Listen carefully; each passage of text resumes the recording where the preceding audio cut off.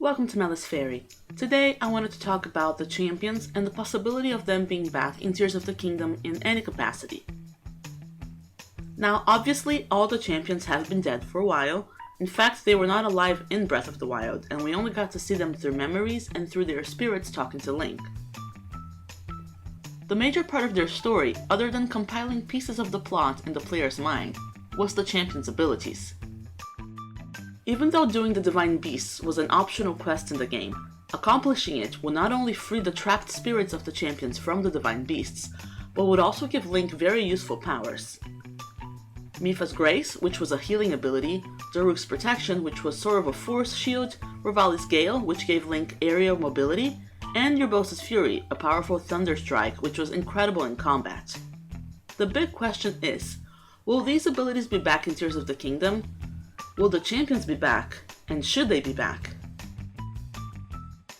There are two main points to analyze when thinking about this. Point number one is gameplay repetition. When talking about gameplay, and not only that, but the gameplay of the most anticipated game in a very long time, a sequel to Zelda's most successful release, is it wise to have repeated abilities? The short answer is no. People want new things, and to have Link have every single ability he had in Breath of the Wild transferred to Tears of the Kingdom, only to then add new abilities on top of that, seems like overkill, and like it could get very repetitive. This sequel already gets lots of criticism for being too similar to Breath of the Wild, which is a hot take that I don't agree with at all for many reasons, but that's another video. So carrying the champions' abilities over to Tears of the Kingdom doesn't seem like a wise move. It's the same thing with the runes, Magnesis, Stasis, Bombs, and Cryonis. People wouldn't want to see them exactly as they were in Breath of the Wild.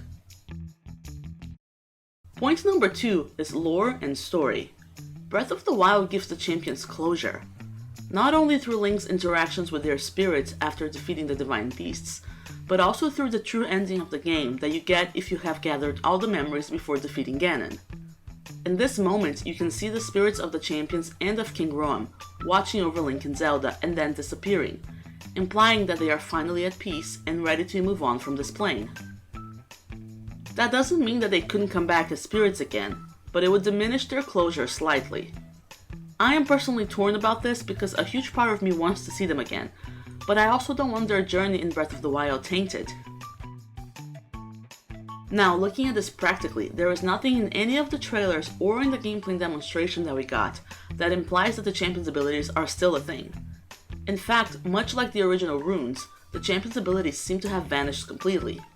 Of course, there could be a separate menu for them that we're not seeing, but I find that unlikely. I honestly think they've been scrapped. The final question we can pose, if they did in fact get rid of the champions' abilities in Tears of the Kingdom, is how will they justify Link not having them anymore? What would have had to have happened to Link in order for him to just not be able to use them anymore?